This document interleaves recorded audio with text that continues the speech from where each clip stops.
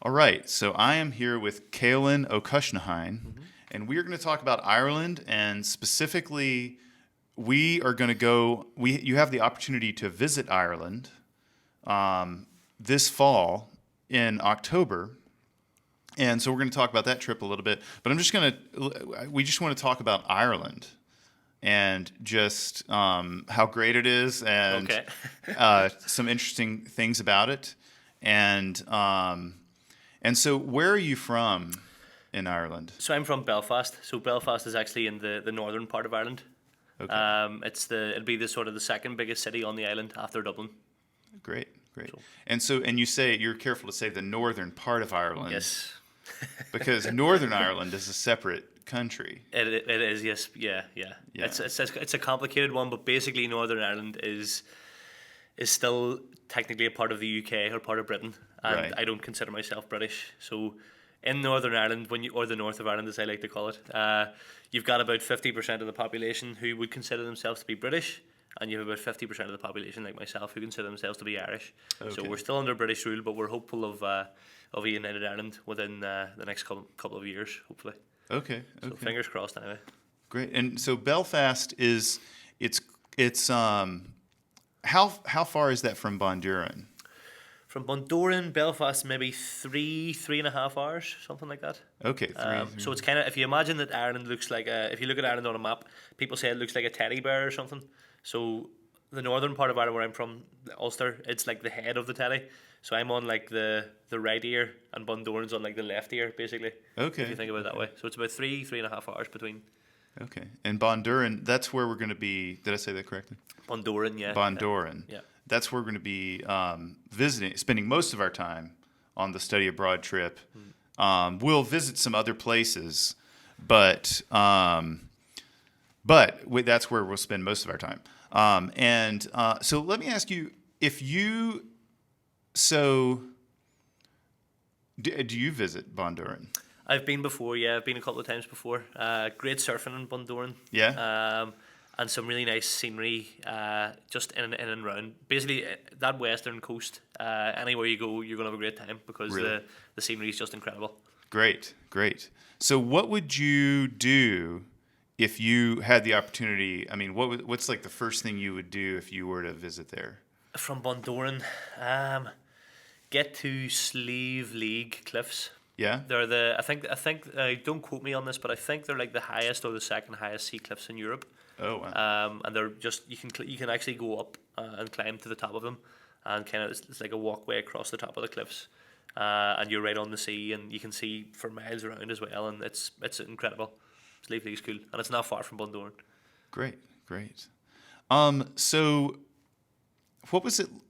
Let's talk about some differences between. Is this your first time in the United States? So I've been to Florida before. Okay. We've been on family vacations to like Florida. Oh, great. Wow. Where we've done the whole like Disney World, Universal Studios, Busch Gardens. Oh, cool. Awesome. But I don't really consider that to be, well, I mean, it depends on your perspective, I suppose. But I was going to say I don't consider that to be like real America, because it's just it's very artificial, Sure. Yeah. and like we had a great time and it's great for a vacation, but. I don't know. It's way different than how my experience has been since I've been here in North Carolina. You know? Sure. Yeah. So what have you noticed? What are some things you've noticed culturally that are different about North Carolina than from Ireland? Like what? Good question. There's a lot that's similar. Like Southern hospitality is definitely a thing. Yeah. Like I mean, I never really noticed that, but like I've met people from like New York and stuff before, and from bigger cities, and yeah, like people here, I don't know, they just are polite, and it's nice that they'll take time to talk to you, and like Southern hospitality is definitely a thing, which is similar to Ireland too. Because if you see, if you're even with strangers and stuff in Ireland, you can chat away to them, and it's kind of the same here. Okay. In terms of differences, food maybe is a big one. Yeah. The food here is awesome. Oh, great. Okay. Suzanne LaVenture likes to tell the international students that the food in Ireland's quite good as well, and they usually have no complaints. Like the thing is about Irish food, everything's very fresh. So like the sort of dairy ingredients and things like that are always very fresh and very good, and the meat's quite good. Okay. But in terms of variety, there's a bit less than what there would be over here. Okay. Okay. It's just, I suppose, because we can't really, we're limited as to what we can grow naturally in Ireland because of where we are in the world, geographically. The climate's just so mild that we can't really grow anything spicy or exciting, Okay. But the food's good too in Ireland, to be fair. But just over here, I like the variety and I like the options, that sort of way. Great. Yeah, I've heard several people say that the food is really, who've been on the trip. Yeah. And I haven't been on the trip. I'm the assistant lead, and so this is going to be my first time going to Ireland. But I've heard several people say that the food's very good. So yeah, as I say, everything's very like good breads and stuff. Anything you sort of bake or make fresh is usually quite good. Okay. But it's just not maybe quite the same varieties you get over here. Okay. But because you'll be in Bundoran, if anyone likes fish, get plenty of fish because you're right on the coast, and it'll be great. Great. So tell me about, I know Ireland has some really ancient structures, some very ancient ruins. Yes. Tell me about those. What are some interesting things? I suppose it's in terms of sort of so most of Ireland's infrastructure was actually built by the British. Yeah. Before the British came, in around the sort of 12th century was when they first arrived. Before they got here, Ireland was very much, it consisted of the different tribes, which we called like clans, kind of similar to Scotland. So the clans kind of, there wasn't much infrastructure. It was very much I'm not going to say like primitive society because obviously we have a lot of history and things as well, but they were all very warlike and, there wouldn't have been, apart from the sort of the Viking settlements on the coast, the likes of Dublin, Limerick, Waterford, that the Vikings established for trade and for different things, there weren't really any cities or weren't really any sort of towns or anything like that. It was very much a rural existence, probably more similar to the Native Americans, I'd say, before the Europeans arrived. And if you're in any of the cities like Belfast or Dublin, you'll see that a lot of the infrastructure and a lot of the buildings are like very Victorian or Georgian or similar to what you'd find in London, for example. Okay. It's because of that. As well as that, obviously when the British arrived, they built lots of castles to fortify their positions. So Ireland, it doesn't matter where you go, you're within a couple of miles of a castle usually. So you'll probably get to see a couple of castles or forts while you're there, or the remains of castles or forts. On top of that, I don't know if you've probably heard of Stonehenge before. Mm-hmm. Yeah, most people have heard of Stonehenge, but there's actually a similar structure in Ireland which is older. It's actually older than the pyramids. Oh wow! And it's kind of to do with worshipping the sun, and it's called Newgrange, just outside of Dublin. Okay. Newgrange. Newgrange. Yeah, I'd recommend you look that up if you get the opportunity. It's incredible as well. Absolutely. I don't know if you'll get the chance to go while you're in Ireland this time. But definitely in the future, if you get going back, Newgrange is a special place to visit. Wow. Thousands and thousands of years old. So. Great. And then, so what about the Celts? Yes. So am I pronouncing that correctly? Yeah, no, okay. Perfect. So the tribes that I was referring to, they would have been more commonly known as the Celts. Okay. So the Irish are a Celtic people, basically. So that's sort of like a general... Yeah, so there were Celts throughout Europe, and they... we have what's known as the insular Celts. So that basically means the island Celts. So it would be like the Celts that lived in Ireland and in mainland Britain as well. Okay. And like Wales and England before the Romans arrived. The Celts kind of Celtic culture existed in Ireland until probably the early. I suppose you could mark the plantation of Ulster as really one of the turning points in terms of the end of Gaelic culture and the flight of the Earls. So like the early 17th century. And up till then, as I said, it was the people were warlike and the battle was a big important thing. But it's kind of interesting because despite all that, they were, Ireland was one of the first countries in Europe to really adopt Christianity, sure. Which is an interesting one. So it's kind of like they were very, very, and even today, a lot of Ireland in rural areas especially is very, very Christian and very, very, devout. But there's also these like beliefs in like the supernatural, like fairies and things like that, and these kind of beliefs exist side by side with Christianity, which is kind of, I always find it hard to wrap my head around that. I don't understand how you can believe in both, but right. People do. Yeah. I've told Suzanne before. I remember going to a mass before, and when we were in mass, the priest was giving a sermon, But he was offering up prayers, but he started being like, oh, we pray for good luck and we pray that there's no bad luck and all this here. So and you're kind of like, what's all this about, like luck and about, it was very like, I don't know, it was really weird.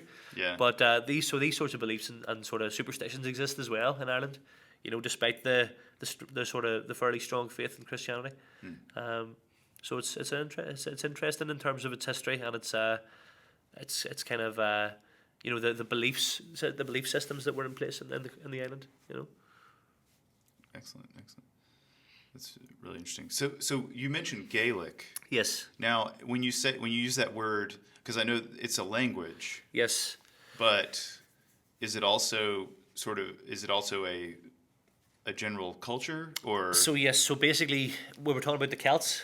So the Gaelic people were one type of Celt, basically. So so you had Celts in Wales and in Scotland and in northern France. And then in Ireland, and the Celts in Ireland were known as the Gaelic people because the language that we speak is called Gaelic. So the Irish language is Gaelic. So that's where we get Gaelic from when we're talking about those people and the language. Great. Well, so and I'm just trying to give you something specific to say. Yeah. But what you speak Gaelic? I do. Yeah. And my first language. Been teaching classes here. Yeah. In Gaelic as well. Yes. And if you go on the trip, you'll learn a bit of Gaelic. But if you really want to learn Gaelic, obviously you'd want to take a longer class or a series of classes. Of course. Same as any language. Yeah. But if I were to ask you to say, you should go to Ireland. It's a very wonderful place to visit. How would you say that in Gaelic? Tágaí go héireann is áit den chéad scoichí agus bé scoitham agah sin chumói. Oh, wow. That's an example of Irish. So usually that's one of the main misconceptions. Whenever I first came here and told people, they were like, oh, what are you doing? I was like, I'm teaching Irish. Yeah. I think a lot of people thought that I was going to teach them my accent or something in English. Yeah. But it's a totally different language, a Celtic language. It's actually the oldest vernacular language in Europe. Wow, really? Yeah. Okay. And so vernacular is a term that just simply means a common language, not Latin. Yes. Because Latin was sort of like the language that the educated elite spoke in Europe. Exactly. But so Gaelic was one of the oldest. Yeah, I don't know if it's the oldest, but it's one of the oldest anyway. Yeah. Wow. So it's been around for quite some time. Very closely related to Welsh. So there's basically what's known as the insular Celtic languages. So there's basically six of them that still remain. They're split up into two subcategories. So we have P Celtic languages and Q Celtic languages. Okay. So Gaelic is a Q Celtic language. So we have Irish, then we have Scottish Gaelic and Manx Gaelic from the Isle of Man between Ireland and Britain. Okay. And then in the P Celtic languages we have Welsh, we have Breton, and we have Cornish in southern England. Okay. So those are the Celtic languages that remain today. So like the Q Celtic languages are very, very closely related, almost like brothers or sisters. Okay. And then the Q Celtic and the P Celtic together would be like cousins, if that makes sense. Yeah. That's that's a very simplified way of putting it. But so if you look at Irish and Welsh side by side, you wouldn't realize that they were the same. But when you break it down, structurally they're very similar and they use the same words, but they would be spelled differently or pronounced differently. Okay. Whereas I could talk to a Scottish Gaelic speaker in Irish and he would understand me, and then they could do the same to me and it would be fine as well, if that makes sense. Yeah. Understand about 90% with no prior knowledge of the language. Okay. So very closely related. So yeah, completely different from English. Been here long before English, hoping it'll still be here after English, but it is under threat. There's no doubt about it. Why is it under threat? Because of, I suppose the simple answer is because of colonialism, essentially. One of the first things you do as a colonizer is you target the language and the culture. Right. And that's what happened. So we've gone through, especially after the famine then in 1845. So where we lost a significant portion of the population to death and then to emigration as well, to escape death. Right. So that had a real bad effect on the language. And since then, up until some point in the 20th century, the language was in decline. And we lost areas which contain native speakers were lost. So areas in Tyrone and in Derry, for example, they eventually the last native speakers died out, and so the language essentially died there. So in certain areas on the west coast of Ireland, near where you'll be going, there's areas known as Gaeltacht areas. And the Gaeltacht is an area in which the Irish language survives as the primary method of communication, so as the main spoken language and the main used language. Right. So areas on the west coast of like Donegal, where you'll be going, like Galway, Mayo, Kerry, Cork. And you're listing counties there. Yes, they're counties. Okay. Yes. Right. Yes. Okay. So those are all sort of western counties, basically, where they have sort of pockets of Gaeltacht regions remaining. Great. But also now the language is also undergoing somewhat of a revival as well. In the bigger cities like in Dublin and in Belfast, there's thriving Irish language communities as well. Wow, which is good to see. So we're moving in the right direction. But yes, unfortunately, it's not the main spoken language anymore. But you might encounter a few people who speak a bit or who are fluent, or hopefully you'll get the opportunity to learn some yourselves. And you said earlier it was your first language. Yes, I was very lucky. Wow. I was brought up with it. I was fortunate to have a father who spoke it. So when we grew up, we only spoke Irish to him, and then we only spoke English to my mother because she doesn't speak Irish. Oh wow! So we grew up like bilingually. Great! And I would have went to like an Irish language school and stuff like that. And yeah, so it was my first language, and proud of it. Well, let me ask you about Irish music. Okay. So when I think about Irish music, I think about U2. Oh God! Please, you need to stop that. Okay. And like the Cranberries, you know. Okay. I mean, and yeah, sorry. No, it's all good. And I think of, I mean, a little bit of Dadgad guitar, just because I am a guitar player. Gotcha. For those of you who don't know, and so I'm interested in that. But tell me more about, like, you know, I mean, that's sort of like an American looking at Ireland and you know, with limited knowledge. So, yes. So when you think about Irish music and you think about Irish musical culture, what do you, what is a more authentic way to look at it, I guess? For like, I don't know how else to phrase that question. No, I know what you mean though. So, so obviously because of the size of countries like America and sort of, you know, the style of music that, you know, a lot of the styles of music that originated in America, like ones like sort of like rock or like rap or like even pop music and stuff like that, you know, obviously throughout the world, you know, you could go almost anywhere and you'll still hear Katy Perry or you'll still hear, you know, that sort of way, like you can't escape it, like no matter where you go in the world. Sure. And Ireland has obviously contributed their fair share to like pop music and stuff as well. Right. The likes of U2, the likes of, you know, and we've some good rock bands and stuff too, you know. Thin Lizzy, Rory Gallagher was a very good guitarist. And you know, the Cranberries, the different groups like that, you know, who are famous sort of worldwide. But I mean, none of that's traditional Irish music, you know. That's obviously very heavily influenced by British and by American culture. Right. But we have our own traditional music as well, which actually, if you listen to American like sort of country music, or that was apparently that's where that comes from. American country music or folk music comes from Irish traditional music, which was brought whenever people emigrated after the famine, as I said, in the 1800s. So I think that's where like bluegrass music and stuff maybe comes from there, and like so any sort of traditional sort of country or folk American music comes from that. So basically, most of Irish traditional music. It was made for dancing, basically. So you probably, I don't know if you've seen Irish dancing before or something like that. Or, yes, some. So yeah, obviously absolutely. you're moving your feet quickly, and so that's where the music sort of, you know, it comes in to give you a fast tempo so you can dance to. Right. We've also got several types of like Gaelic music as well, like singing and stuff like that. There's a type called sean-nós singing. Sean-nós means like old style or old type of singing. So it's like singing with no musical backing. Where people sing like songs in Gaelic, and they can be fast or slow, and they use their voice for a lot of ornamentation and stuff like that. Okay. So it's actually, if you've ever listened to sean-nós music, it sounds quite similar to what you would hear in maybe the Middle East or in India. That sort of style. Okay, it's quite similar to that, which kind of people are thinking that there's links between there and the people who first came to Ireland, like thousands of years ago. Yeah. When people, because they say I don't know, like I don't know how true this is or how accurate this is, like, but they say that humankind probably originated around that area in like Yeah. the Middle East or Africa or Northern Africa. So they reckon that the people who travelled to Ireland took that style with them, and you can hear the similarities between that sort of style of music. Obviously not linguistically, but Right. in terms of the ornamentation and in terms of the way it sounds, there are huge similarities. So that's interesting. And yeah, like music's quite a big thing in Ireland. It's quite important to people. And isn't there a type of Irish song? And forgive me, I read about this, but Okay. I don't remember specifically. But there's a type of Irish song that's specifically for as like a lament or like a funeral song. Yes. So What is that called again? like so that sort of stuff's known as keening.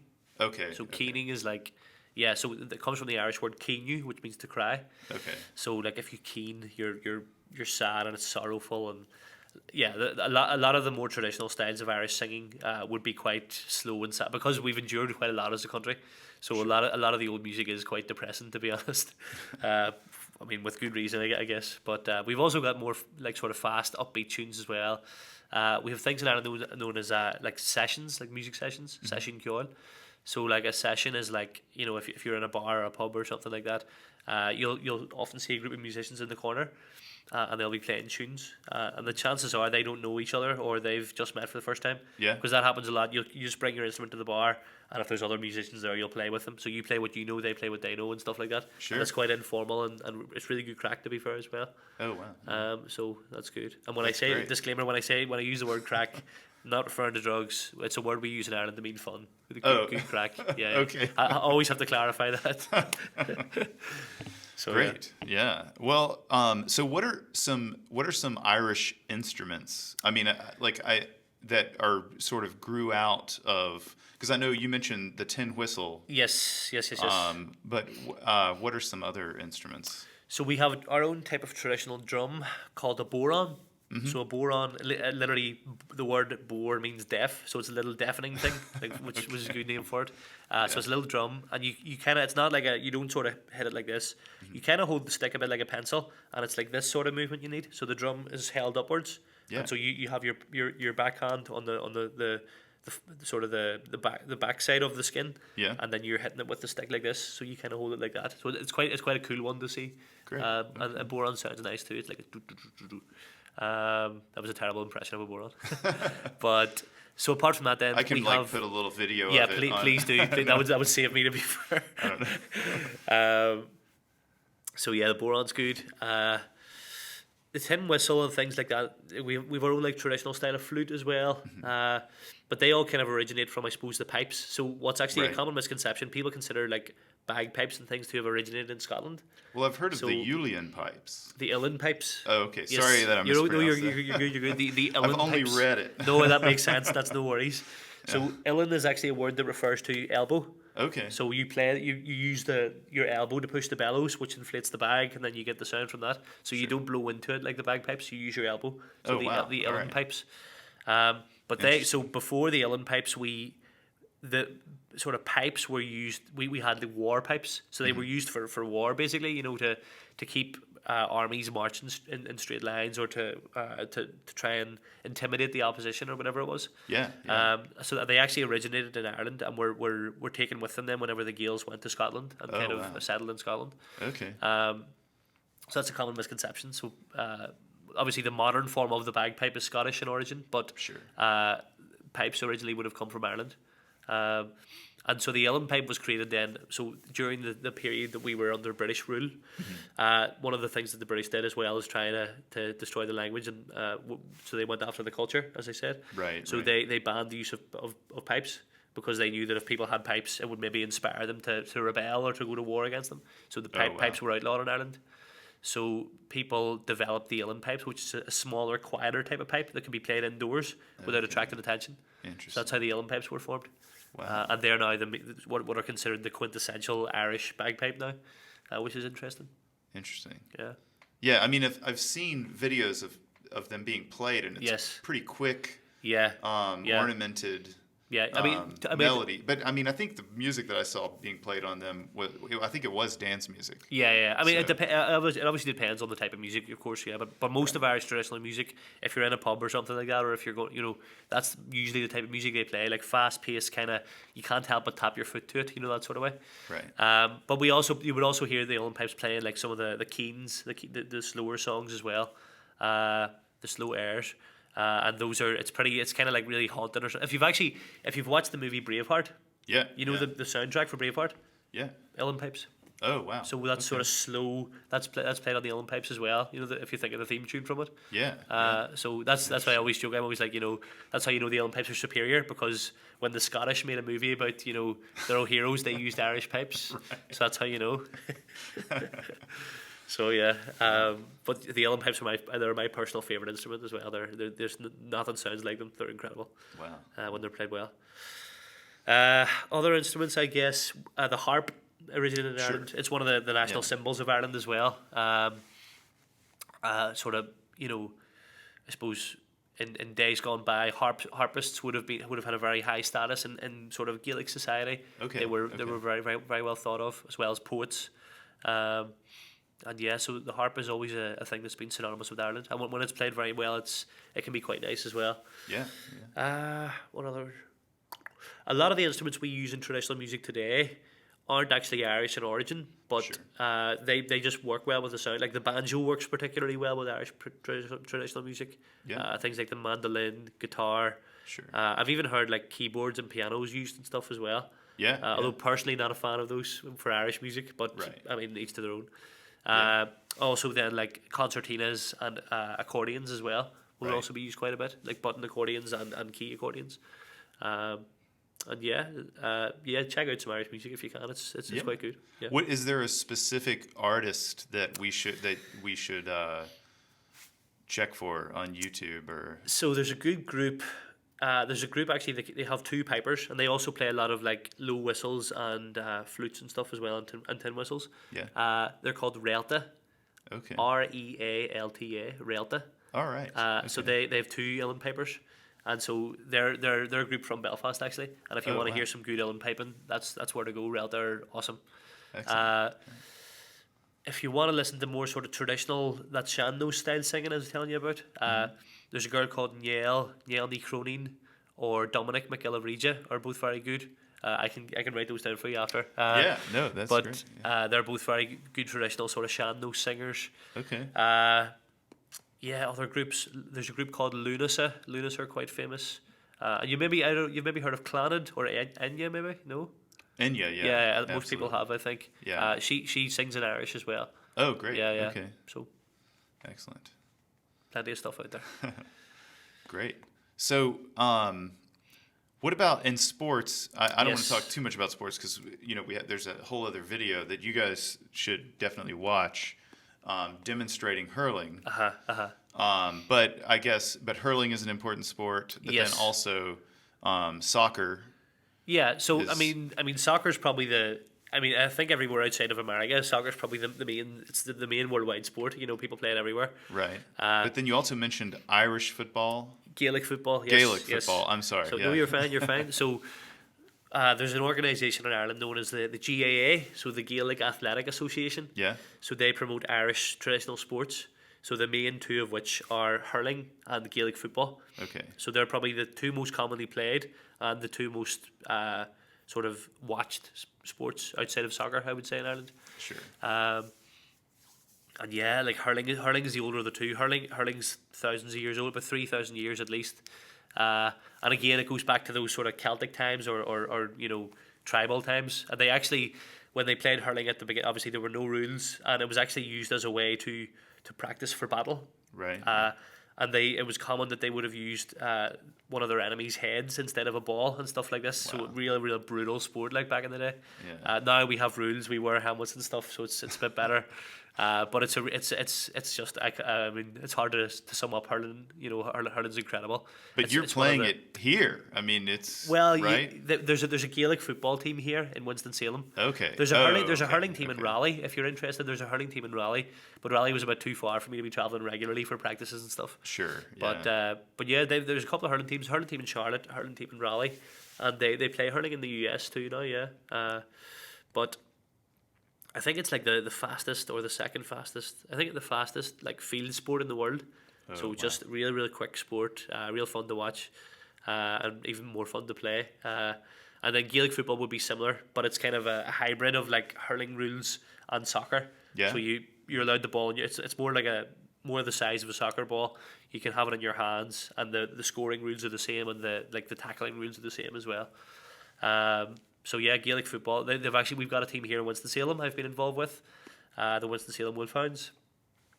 We're practicing at the moment on Tuesday evenings at 5:45, and on Sundays at 1. Oh, So wow. if anyone's interested, you could get in contact with me afterwards, or just Google the Winston-Salem Wolfhounds, and more than welcome to come along and try it out. Great. So yeah, but so the thing is about Gaelic football and hurling as well. So even at the highest level, they're amateur sports, but they're so popular in Ireland. Like everybody grew up playing one of them, you know, that Yeah. sort of way. And like when it comes to the equivalent of the Super Bowl, like the All Ireland final, you know, I think Croke Park holds like 80,000 people or something, or 70,000 people, and it's packed to the rafters. Like you can't get a ticket for it. So it's real for amateur sports. Like I don't think there's an equivalent anywhere else in the world. Like in terms of yeah. how popular they are and in terms of how widely played they are, and they're incredible. Yeah, so definitely look those up if you get the opportunity. Great. Well, so let me ask you this. I'm going to switch gears a little bit. Okay. Irish literature. Yes. I know some of the greatest modernist writers in Yes. the 20th century, authors, are Irish. I Yes. mean, I'm thinking like James Joyce, Yeah. you know, and others. I'm blanking right now. But I mean, so what? Tell me about that. Why? Because I know there's also sort of a situation there where some of them wrote in Gaelic, but then didn't also wrote in English and Yes. so and then I guess James Joyce went to Great Britain, but then was always sort of Irish was his home, and Yes. there was sort of that whole thing. But Yeah. what are your favorite books by these authors, or what would you say about these? What are your thoughts on these authors? Yeah. So it's an interesting one because so Yeats is another one. Yes. So you've almost got like two. It's an interesting one because when people talk about, even in Ireland, when people talk about Irish literature, Yeah. they usually refer to these people who wrote in English. They usually Right. refer to Joyce, Yeats, Kavanagh, who else? Like Seamus Heaney, stuff like that. Right. But to me, like, so I've never actually studied any Irish literature in terms of terms of Joyce that, or in terms yeah. of Yeats or in terms of the ones who wrote in English. I've Right. never actually studied any of those in detail. So I mean, I know some of the stories that the likes of Yeats wrote, or I know some of the the characters that James Joyce has in his books or whatever, Yeah. or his works. But I actually studied at university. So my degree was Irish language and literature, and the Oh, literature okay. that I studied was literature in the Irish language. In Gaelic. Okay. And to my mind, some of the works produced by those Gaelic writers are, just incredible. Like but they don't get the recognition because, and this is the risk. This is why a lot of these people chose to write in English. Yeah. Because there wasn't the market there for the Irish, or for Irish writings essentially. Right. So it's only now that most of them probably wrote in the early 20th century, or the mid 20th century, and we study their works now at university and in schools, but I think they're very much underappreciated in terms of just simply because they're written in Irish. Sure. But you get a lot of richness and a lot of interesting themes in their writings, and you can actually, and what's handy as well in today's society is that you can access a lot of them in English too. They've been Sure. translated and stuff. So Yeah. works by like the MacGreenas from Donegal, Shawsu MacGreena and Seamus what's he called? Yeah, Seamus MacGreena. works by Padraig O'Connor, works by Marcin O'Gearine, Nuala Ní Gonal. So they're all famous writers who wrote in Irish as well.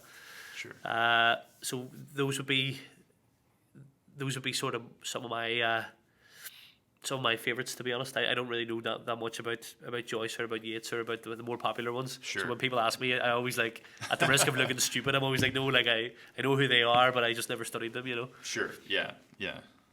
All right. Wow. Well, what is it, what I don't know if I have any other questions. Is there anything else really interesting that you would like for us to know? Is there anything we should really try to do when we're there? Or Bring a coat. bring a coat? Okay, so weather. Okay, let's talk about that. So, all right. So in October it's going to be chilly. it'll probably be chilly, wet. Probably it'll be rainy, I'd say. Okay. But that won't stop you. Like, you know, people just get on with it. Like, because I mean, if you live in a country that rains constantly, you just have to get on with it. Like, you know. Yeah. So yeah, I mean, I think you'll enjoy the weather. You'll probably notice as well. Ireland's quite windy as well. We kind of, because we're just a small island, and we kind of get the brunt of the Atlantic basically coming at us. So on the west coast there, it's real rugged. Like, you'll see the rock formations and stuff. Really, really rugged area. If you go swimming, like, bring a wetsuit because it'll be freezing. And make sure you have a windbreaker or a coat or something, because it does get very windy and very cold. Okay. But again, as I say, that won't stop you having a good time. Like, Okay. I'm sure. I'm not putting people off with that. Like, I mean, Yeah. it's just different weather, I suppose, from over here. Sure. Yeah. But just do make sure you're prepared, because even if it's sunny, you know, it can change like that. So just have a coat with you at all times. Okay. Apart from that, I mean, it'd be cool if you got the opportunity. I mean, obviously, with the way things are due to COVID, Yeah. hopefully by then things will be a bit more open. But Yeah. if you get the opportunity even to go and experience like a traditional pub or something like that, Yeah, you know, like you might find a musical session, or you might find, you know, something like that, Right. which would be really cool for you, I think. Apart from that, I mean, you're in a great spot. You're in Donegal on the west coast, so there's plenty of mountains, plenty of beaches. Like, just explore as much of that coast as you can, basically. Great. I know the group in the past have gone to places like Derry. I don't know if you have that opportunity to use. Who's going to Derry? I'm actually not 100% sure of Okay. the schedule, and I think it changed a little bit. Okay, understandably, yeah. yeah. But Derry's anyway, quite what were you going to say? Derry's quite a cool city as well, quite a historical city. Okay. Just if you had the opportunity to go to Derry, go and see the walls and go and see, like, Derry's quite cool. Great. But yeah, apart from that, I mean, just enjoy yourselves. Try and learn Sure. some Irish. Try talking Yeah. to people, and just throw yourself in and have a good time, just like I've done over here, basically. Yeah, You know, there's yeah, no yeah. point going over and kind of being reserved. Go talk to people and see the place and experience it properly. You know, most people are very welcoming, I think you'll find. Great, Very great. accommodating. So just go and talk to people. Go and enjoy yourself, basically. Yeah. Excellent. So, and you're actually, so you were here for a year, 9 months? Yeah, an academic year, so like Okay. 9 months. Yeah. And you're part of the Fulbright program. Yes, that's correct. And so, you know, we, of course, had you come here, and you taught Gaelic and Yes. some other things. Culture classes and stuff too. Yeah.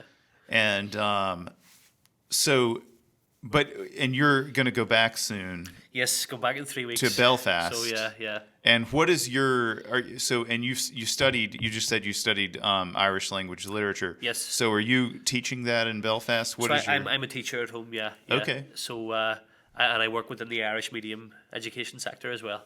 Great. So so hoping. So is that in Gaelic Yes. that you're teaching there? Yes, Okay. Yeah.